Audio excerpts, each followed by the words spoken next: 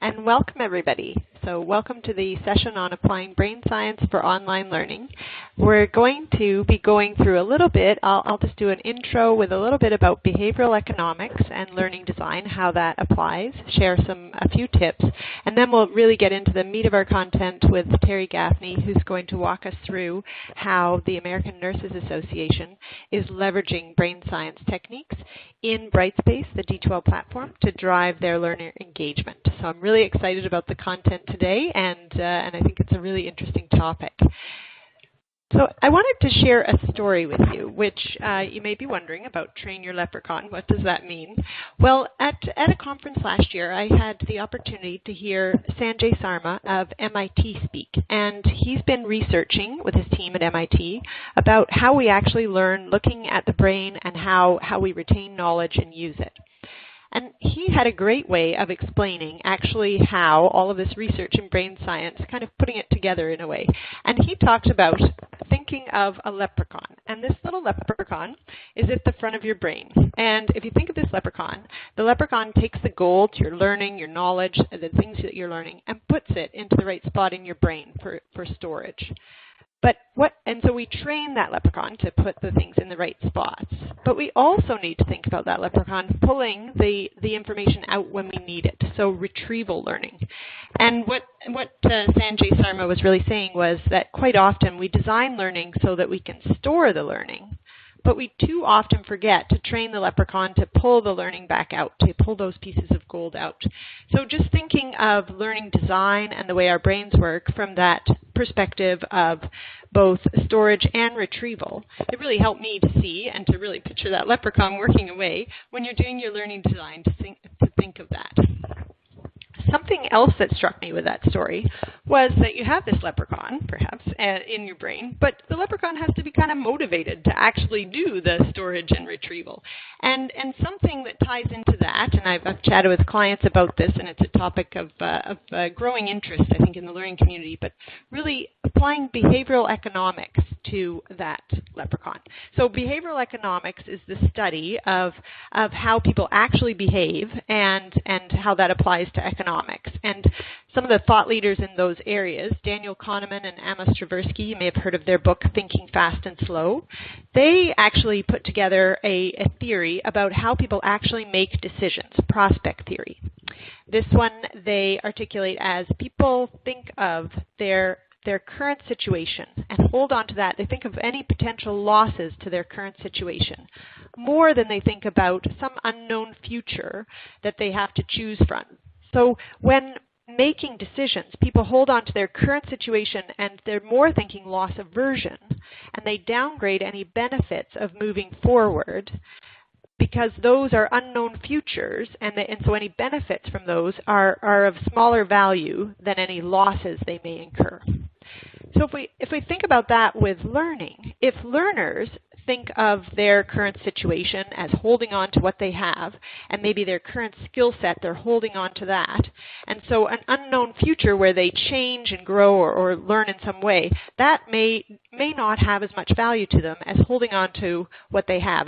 And this may sound like, if you've heard of the work of Carol Dweck and her work in the growth mindset versus fixed mindset, where people who have a growth mindset, instead of thinking of their skills as fixed and set, they think of them as they're learning, they're growing, they're thinking about the power of yet in their skills. So they don't know something, they think about, I don't know that yet, or they can improve and grow, and their skills are more fluid in that situation when you think of a growth mindset.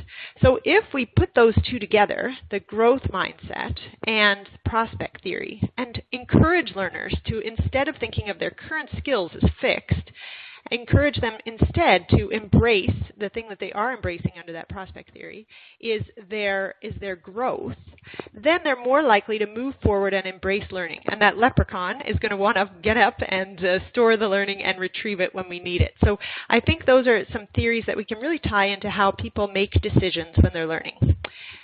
Another theory from behavioral economics from Richard Thaler, who recently won the Nobel Prize for Economics.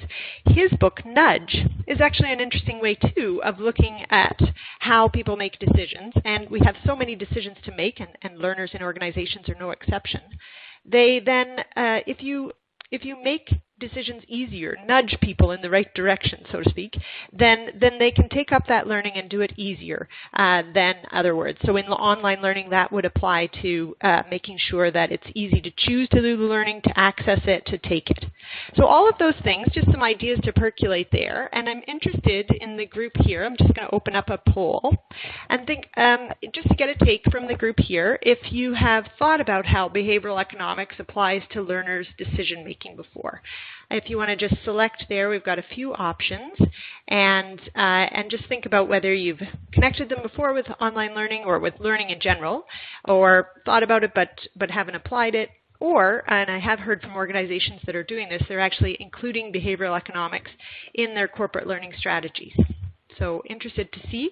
I'll give you a moment or two more to fill in, and then I'm going to click to the next slide, and that will close the poll, and we'll see what the group here has to say on this. So I'm going to click now and close the poll. And here we go. We've got 45%. Interesting. Haven't connected them before. Some cross their mind, 40%, but haven't applied it. And we've got 13% saying they've included it in their corporate learning strategy. And no other today. So interesting. So great. Thank you for sharing that. And when we're thinking about that leprechaun again and the learning design, what you want to do then, and this question came up actually when Sanjay Sarma was speaking about this design, is how you actually apply that in online learning. Because you can think about how to do it in the classroom perhaps, have questions at the point of forgetting, that sort of thing. But actually Sanjay Sarma said a lot of this is easier to do online. And we'll delve into this more with Terry. But just to set out some things, when you're looking at storage and stickiness and retrieval, you want to think about spacing out the learning, because spaced learning is a way to really reinforce the learning, to put it in smaller chunks so that people can absorb it, can integrate it into their mental models. You want to encourage learner reflection and creation, so they actually reflect, apply it to their own thinking, their own way of doing things. If they create something as they're learning, that can help to embed that knowledge too. And you want to encourage learners, and this is a major one from adult learning theory as well, integrate their experience so that you get the benefit of that rich knowledge of the learners, and as well they can apply what they know and then build on that to add the new knowledge that is in the course. You want to make it, of course, easy to access, that nudge to make it easy to get to. And in organizations today, obviously rapid development, very important. Things are changing very quickly. You want to have that agile development and be able to integrate feedback and really embed that knowledge and have practical content for your audience. So just a few key points there to keep in the back of your mind. And now I will turn it over to Terry to walk us through what they've been doing at American Nurses Association. So thank you very much, Terry. Thank you, Sarah. I am so excited to be here today to share some of the experiences that the American Nurses Association is having as we have implemented the new D2L platform.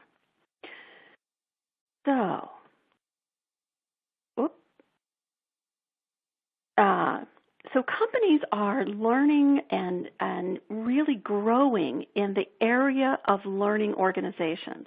In fact, nearly half of today's organizations, the C-suite has now obtained ownership of the learning budget, rather than what we've seen in the past with human resources and other business leaders owning learning.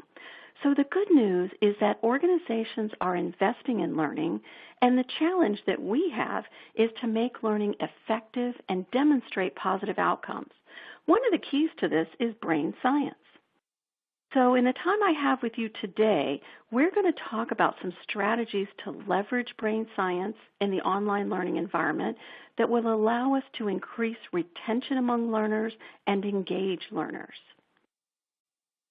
We're going to do this through some information sharing, a case study, and then we're going to summarize key points.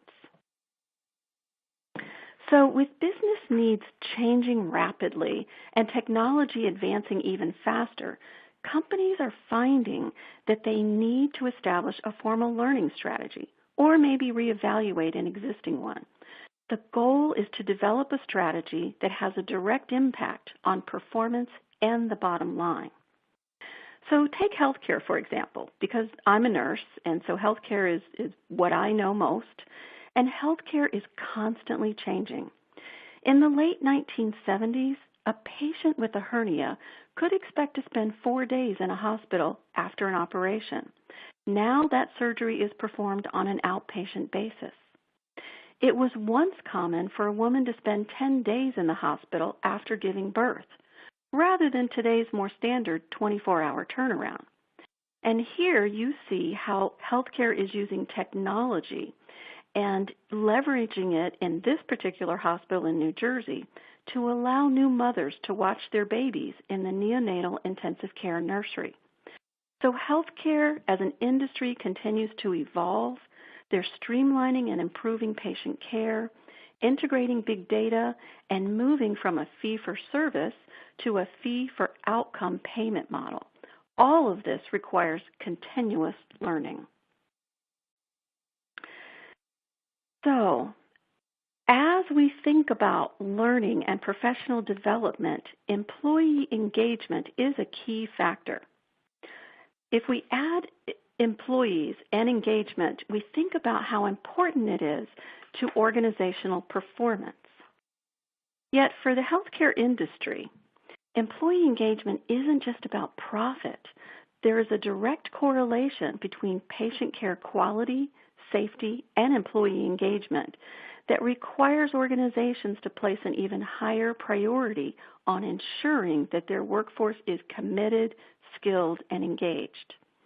A Gallup study of 200 hospitals found that the engagement level of nurses was the number one variable correlating to mortality, even beating out staffing among nurses. This is a concern because a recent survey of the general workforce indicated that 49% of employees are either somewhat engaged or not very engaged. And then when you look specifically at nurses, a study of the best places to work found that only 57% of nurses were engaged in their work. Now, this is higher than the general numbers in the workforce, but think about it. Almost half of the healthcare workforce is not engaged in the kind of discretionary effort that directly affects the quality of patient care. So clearly, there's room for improvement. And what better way to support employees than through education and professional development? Organizations that deliver meaningful learning and development opportunities have the most engaged workforce. And organizations with high-quality development plans experience a 27% lower turnover rate and can see double revenue per worker. So healthcare organizations that provide ongoing learning opportunities can see this improved performance. In fact, one organization, BJC Healthcare, is making on-demand training a priority for their 26,000 employees, and they have found that they've improved their patient care, their safety, and their compliance.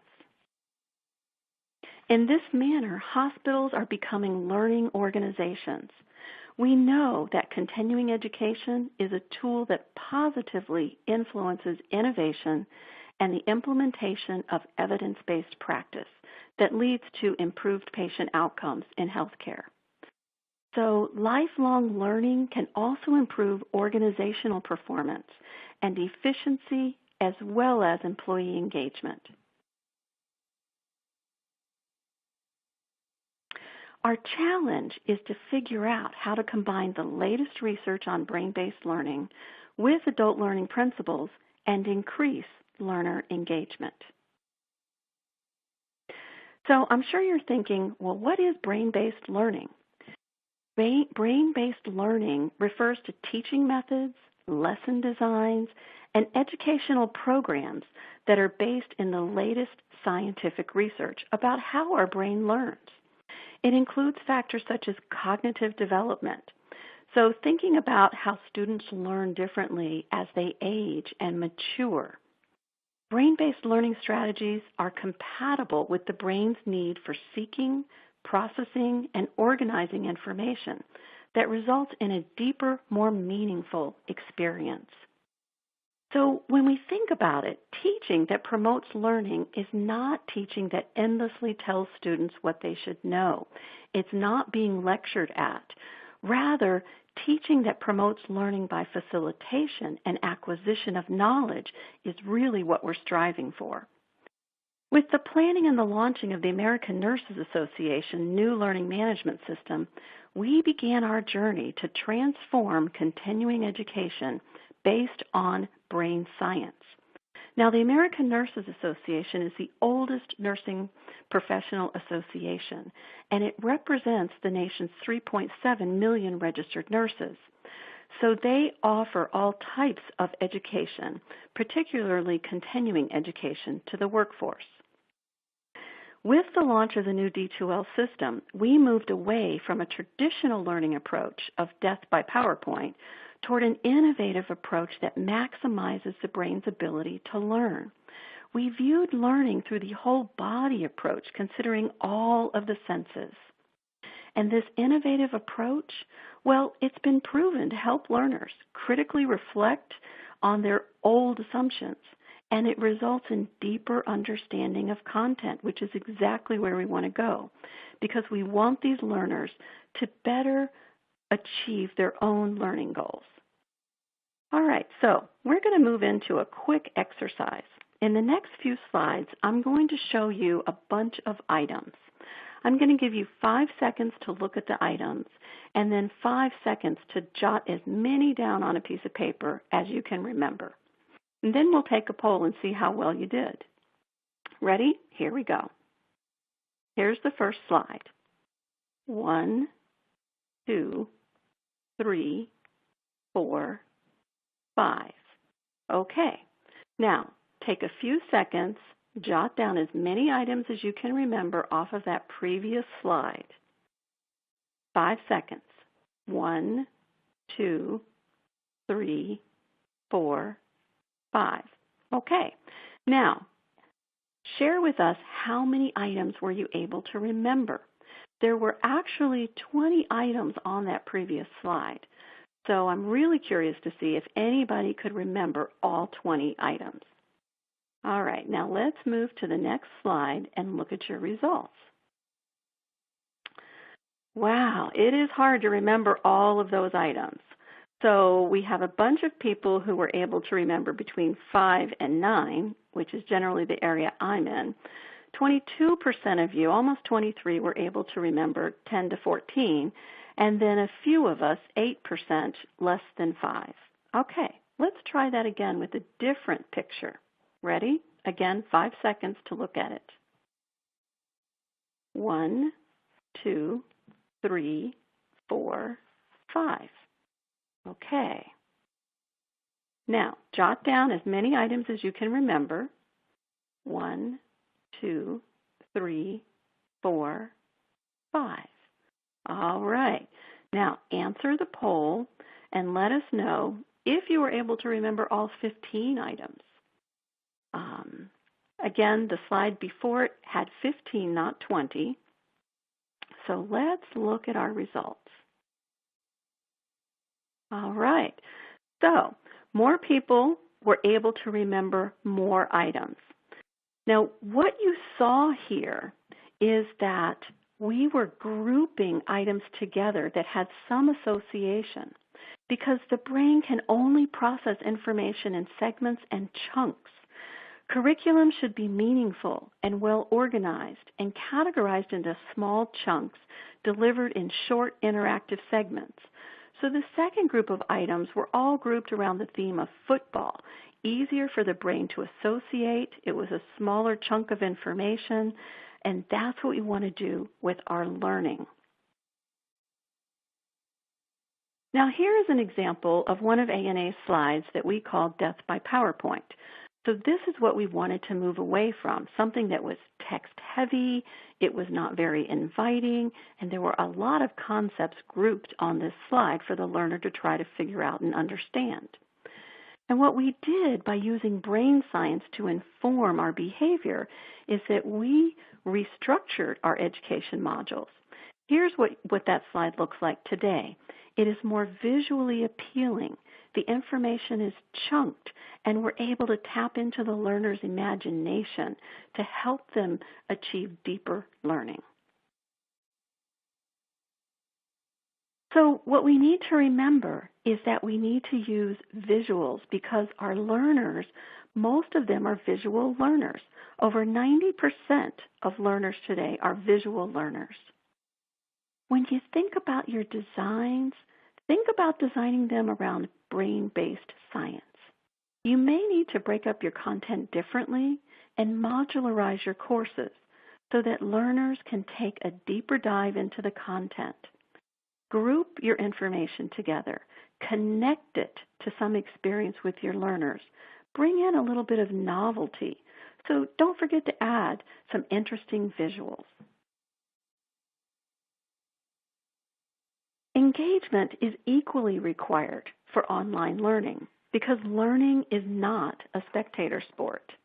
Did you know that the dropout rates are higher for online courses than face-to-face courses?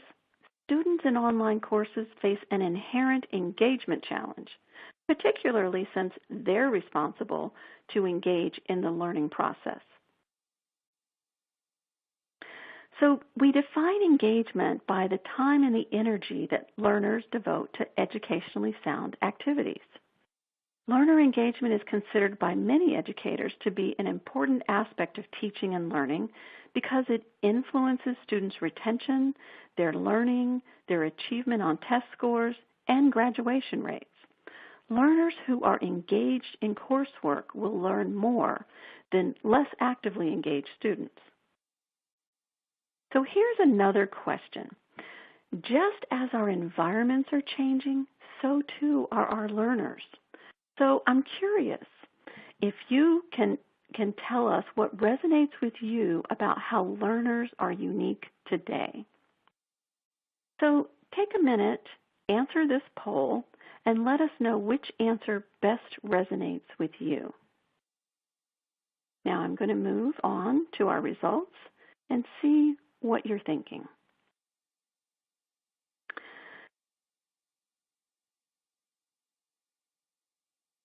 So 24% of us think that learners want to follow their own interests. 12% think that learners don't want to be lectured to. 12% think that learners want to work and connect with their peers. And 52% say that learners want an education that is relevant and real.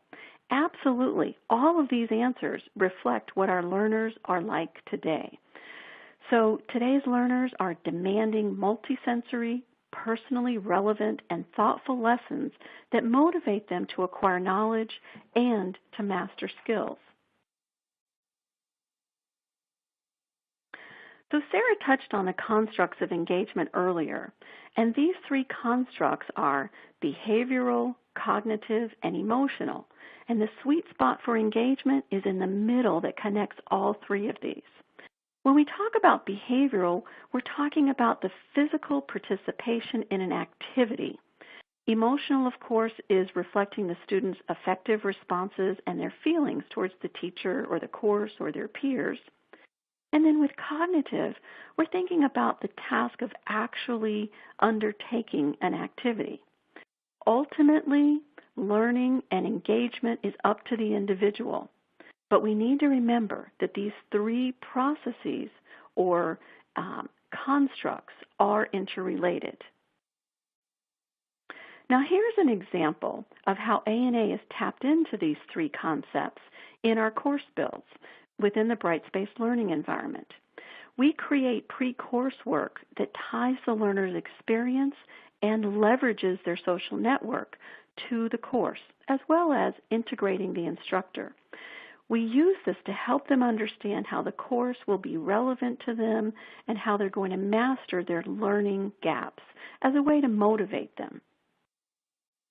In this example, you can see how ANA illustrates discussion boards.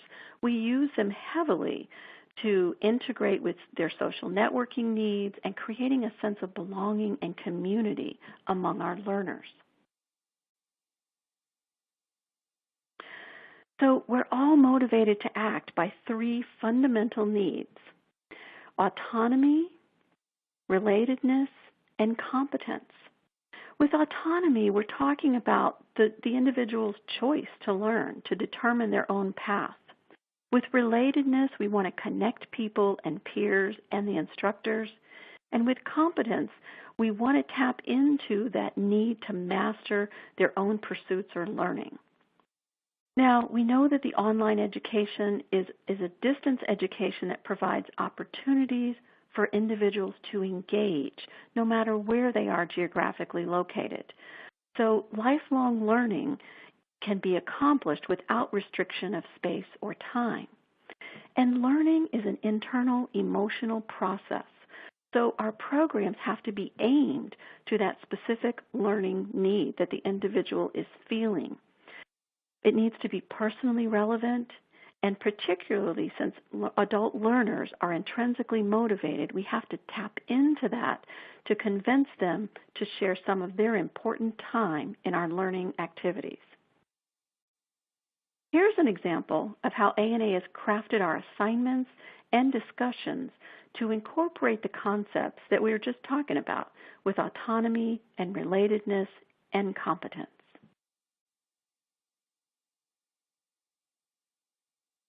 So now that we've covered some important concepts, let's see if we can apply these concepts and our new knowledge to a case study.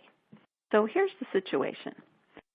Senior management at the Knife River Corporation in Knife River, Virginia, is a manufacturing company with plants located across the U.S. But they're deeply concerned about the safety of their workforce.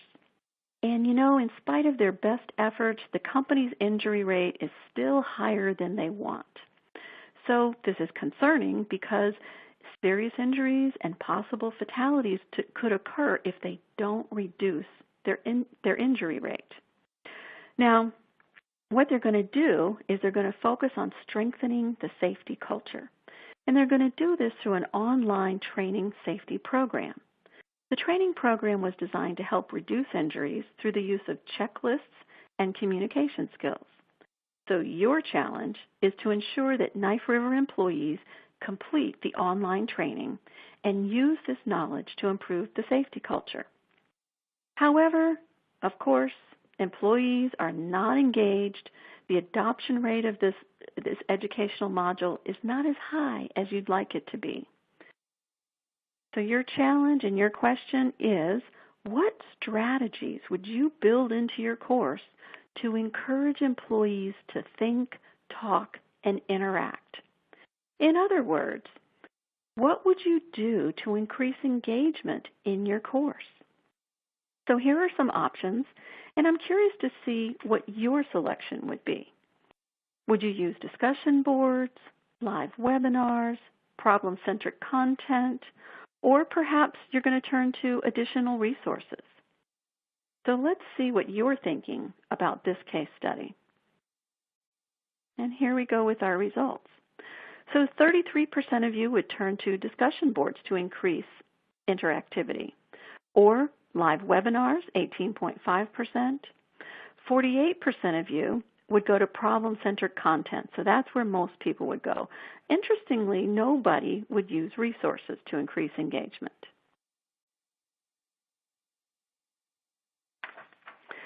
So while all of these strategies can improve employee engagement, let's look at these strategies through a little bit different lens. Consider the problem-centric approach. Learning is supported with simple, understandable explanations of procedures and concepts. So maybe think about designing real-world scenarios and including a range of activities, experiences, or events that the learner might encounter in the real world. So we're making it more relevant. Instructors have to be passionate.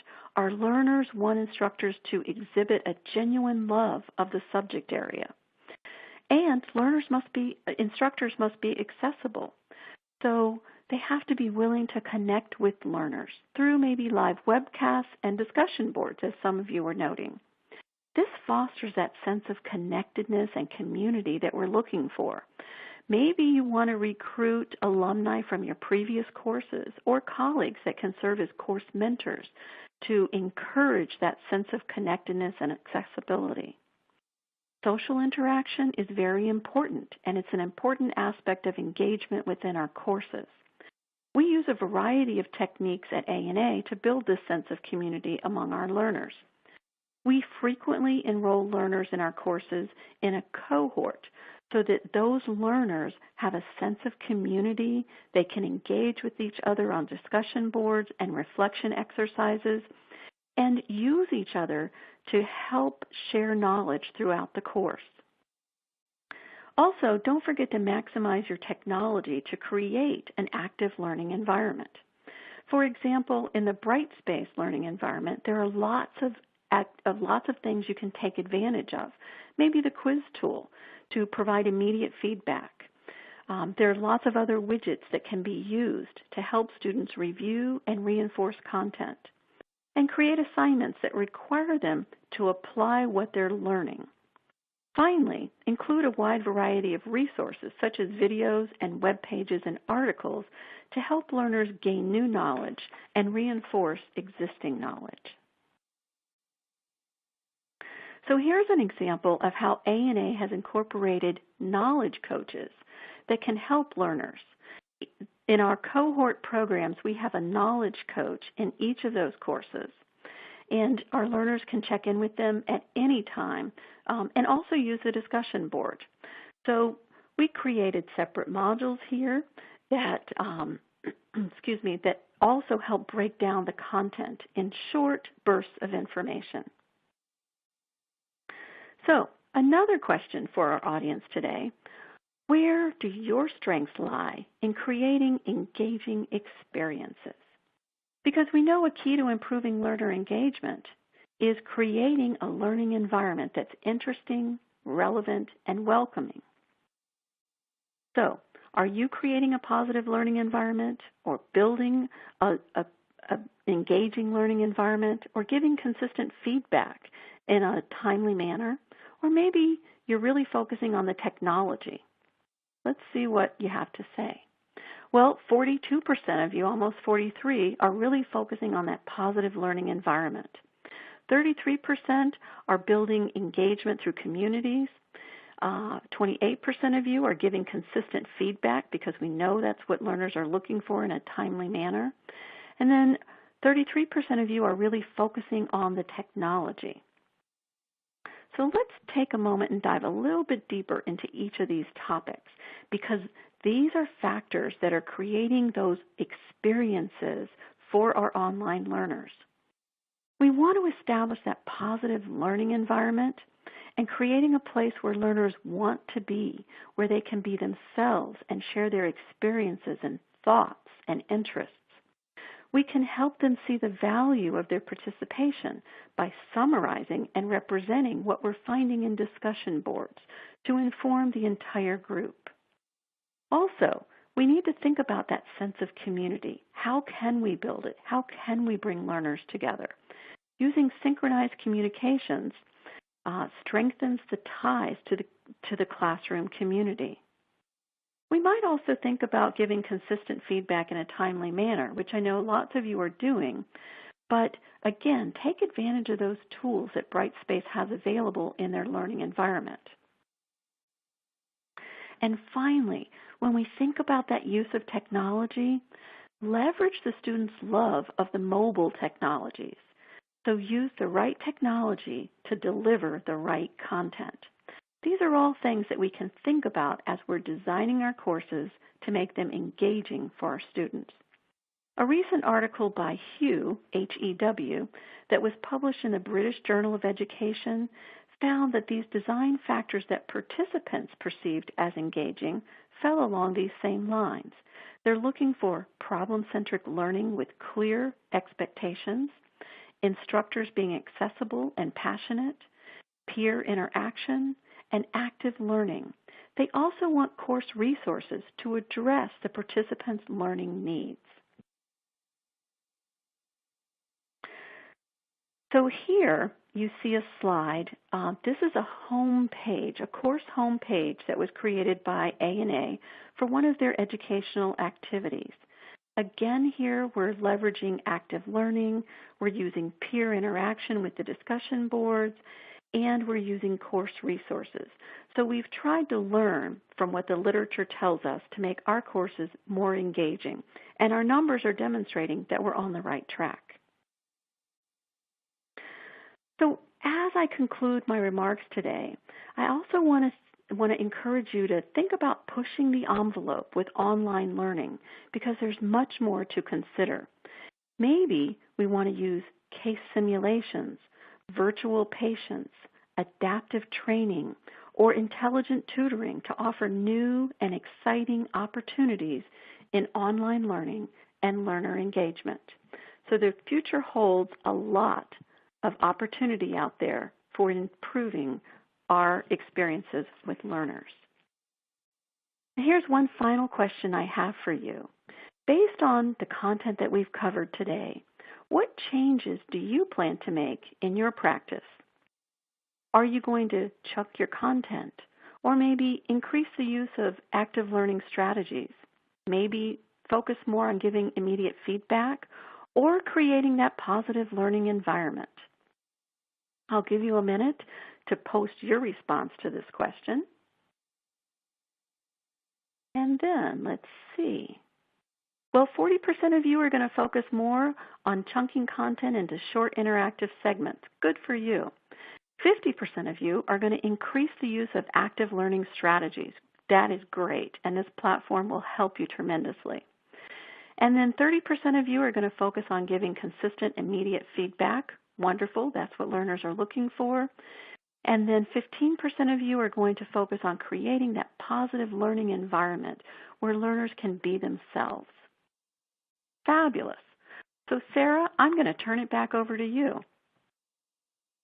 Great. Thank you so much, Terry. And that was a great walkthrough of what ANA has been doing with the courses and the results they're getting. And I know we had a few questions come in as it was going through.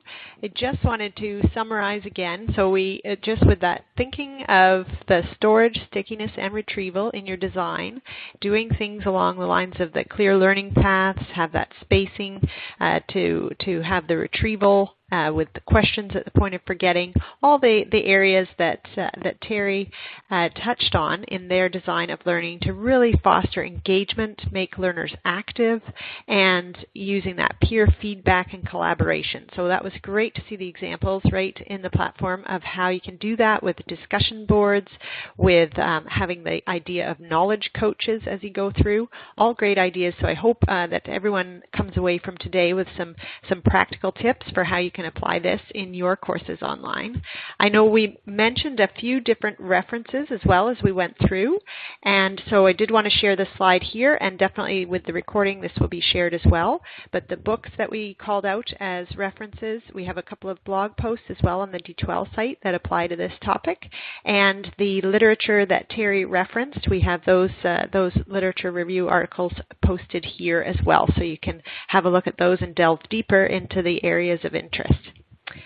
But we do have a few minutes, and I'm happy that we can open it up for questions. So as we're going through, we have a few questions that have come in as the topics were going on.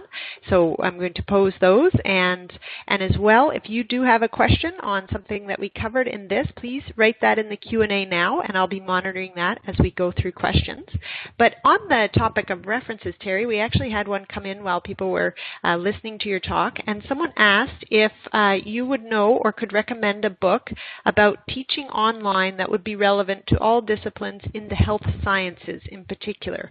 So I don't know if that's something you would know off the top of your head, or if there's any good books in this area that you can think of. Wow, that is a great question. And since, again, my area of expertise is in nursing, I've looked at a lot of literature in nursing and found that they're focusing on flipping the classroom. So they're trying to actively engage students, student nurses, to to really dive into the content before they get to the classroom. What I found in relation to brain science and course design, particularly for online courses, I found in the journal articles. One particular book isn't coming to mind, but I think your most relevant and timely information will be in the journal articles. And I focused more in perusing journal articles in the area of education rather than, specific healthcare industries. Great, good point, and definitely the newest research definitely comes out in the articles and looking at journals. So really good point there, and that's something to research. And we have those ones noted as well on the slides. We did have another question as well, and someone asked if at ANA you're incorporating video and or mobile into your programs to increase engagement. And I know you did touch on mobile a bit, but if you can just elaborate on the video and mobile pieces. Yeah, that is a very interesting question because, we know that learners want to use, their cell phones and all kinds of mobile technology. But the fascinating thing about the audience at the American Nurses Association is that's not their sweet spot. The content that we share with nurses is so complex that generally they're sitting in front of a computer to take our courses. So we have offered some really short courses, maybe 15 minutes of content that they can use on their mobile device using webinars or video. But for our very complex courses, our nurses still tend to go back to the computer. I know that the D2L platform has allowed us to experiment with using more mobile technology, and we do test all of our courses before we launch them with the computer, the iPad, and various types of mobile devices, also including the Android and the Apple phones, so that we do offer all of those varieties, but our learners typically are not the heaviest users in mobile devices. Okay, great. And that's an appropriate way of looking at it, too. Definitely the content does drive how people will interact with that content. And some people, sometimes with the deeper pieces, you need to have that deeper time for learning. And so that one, not so much on mobile, but depending on the objectives that are being designed into the learning, people would access differently. So great perspective on that. Thank you. We did have one more question. Actually, first we had a comment that I think when we were talking about the references, one of the attendees mentioned that Franklin Covey has great material on learning design as well, I think. So that's a good perspective to share. And someone has posted another reference, so that's great. Did have another question here, and that was with the design of your courses, what are some of the major changes that you have seen as a result of the more engaged or personalized learning at ANA? So what kind of changes have you seen maybe in learner behavior, that sort of thing? So we have seen an uptick in interest in our courses since we've redesigned them. We have seen increased learner engagement, so there's much more of a sense of community between peers and among peers. And many of our courses are focused on review, certification review, because nurses are able to get certified in a specialty area of practice.